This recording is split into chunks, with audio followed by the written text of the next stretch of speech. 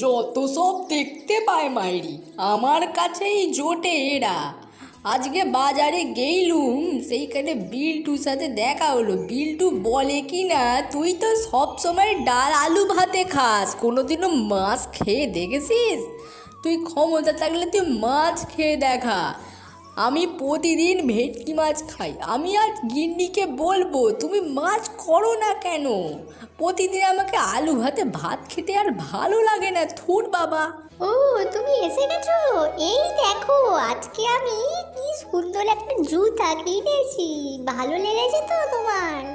হ্যাঁ, ভালো তো লাগবারই কথা। আমি এদিকে খেতে পাচ্ছি না, আর তুমি এদিকে সাজের বাহার জুতা কিনছো টাকা কাঁড়ি কাঁড়ি নষ্ট করে। আমি মাছ ভাত খাবো আজকে, ডাল ভাত আর খাবো না। আজকে মাছ ভাত রান্না করো, না হলে আমি চললুম। হ্যাঁ হ্যাঁ, তুমি আসতে পারো, তুমি চলে যাও এক্ষুনি। আর তোমার টাকা দিয়ে আমি জুতা কিনেছি, এটা আমার মায়ের টাকা দিয়ে আমি কিনেছি, তোমার টাকা না।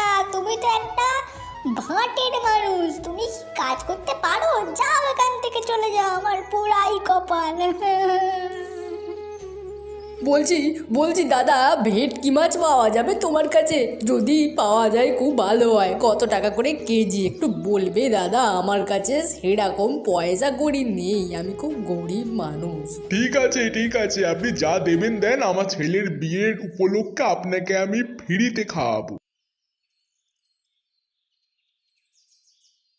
বাড়ি ফিরতে সন্ধে হওয়ার ফলে চাষার সঙ্গে এক রাক্ষসের দেখা হয়।